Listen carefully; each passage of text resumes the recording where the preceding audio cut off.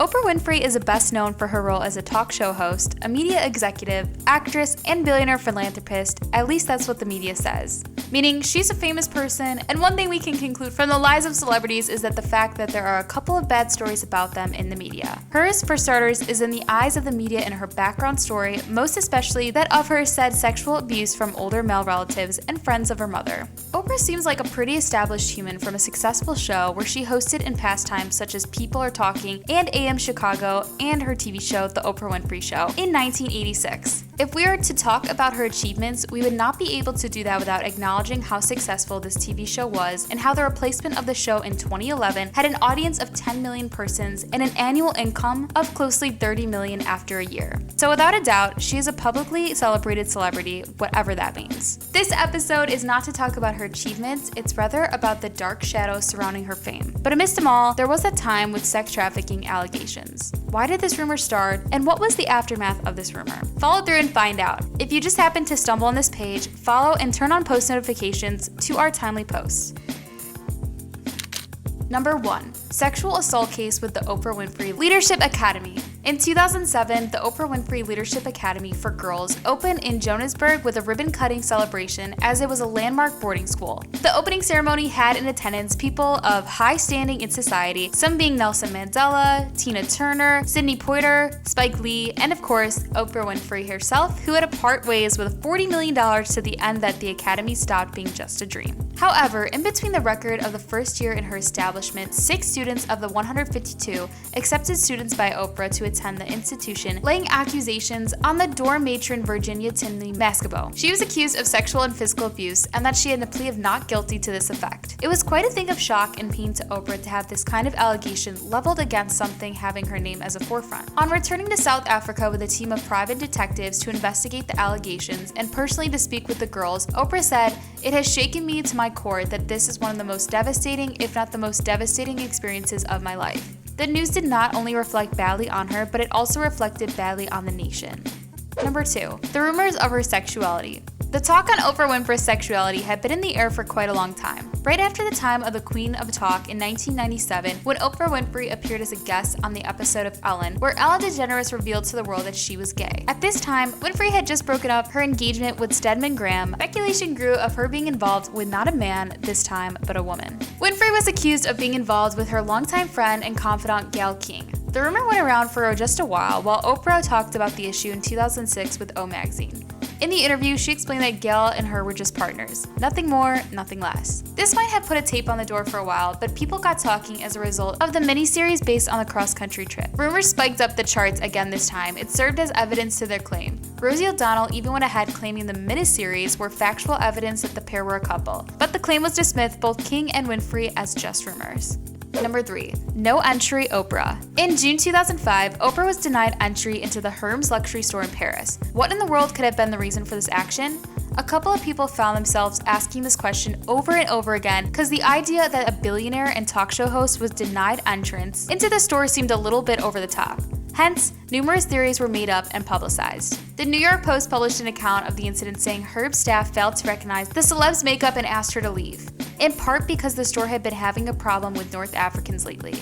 While other news sources reported that Hermes kept Oprah out because she had just arrived after the store had closed. Of course, her fans were quick to begin boycotting the store on counts of racism, and Oprah decided to be vocal about the incident, which she turned humiliating. She dismissed tabloid accounts of the story, saying that while the store was close to closing, there was still customer activity inside. Oprah accused one rude employee for forcing her to wait outside, even when the store had permission to enter, and called the experience a familiar one for any person who has ever been snubbed because you were not chic enough or thin enough or the right class or the right color. Hermes president Robert Chaves appeared on the show to publicly apologize to Oprah for the actions of one very rigid staff member, effectively ending the dispute. Number 4. The Oprah Letterman feud. If you ask me, not that my opinion matters, in the long run, I believe that this feud was blown away out of proportion. Well, the duo admits this also. What transpired between the two? Back in 1995, Letterman had made a rather corny comment at Oprah at the Academy Awards, and it rubbed Winfrey in the wrong way. The comment, "Uma Oprah," got people talking. In 2003, Oprah in an interview with Time claimed that she had felt uncomfortable during a past interview on a late-night program and vowed to never return to Letterman's set. Okay, she was pretty pained by this comment at the Academy Awards, but that was just dragging the feud a little farther than it should have gone. In 2005, Oprah made an appearance on The Late Show with David Letterman, where she had reportedly cleared out tension, which was long overdue. She asked, "Could you tell me what had transpired?" Apparently, the duo had said that they were baffled at how simple rumors often shifted and spiraled out of control. Letterman was of the view that Oprah's rejection of his producers overturned to bring her back on The Late Show that might have played a role in the saga. Nevertheless, the feud reportedly died down, and this after 2 years later both appeared in the Super Bowl ad as a loving couple. Number 5. The Case for Beef. In 1996, which was the height of her mad cow scare, Oprah had a host that blesses her audience with trendy matters throughout the cattle rancher turned vegetarian Howard Lehman as a guest on her show. She was brought basically to talk on the controversial practice within the beef industry, especially as a process which is no banned in some countries called rendering, which involves turning a cow organs into feed for other cattle. On the show, she challenged some of his statements, one of them being his claim that the disease from this could become as infectious as AIDS. But she eventually accepted that his revelations had stopped her from eating another hamburger. After this episode of the show, the prices of beef plunged for nearly 2 weeks and eventually it reached a 10-year low. This was bound to annoy someone. In response to the effect her TV show had on business, a group of angry ranchers in Texas filed a $10.3 million lawsuit claiming that her actions defame the entire industry. However, they lost the case they had against her after the Amarillo, Texas jury ruled in her favor. "Free speech not only lives, it rocks," she had said to reporters about the case. Number 6. Dr. Oprah or not.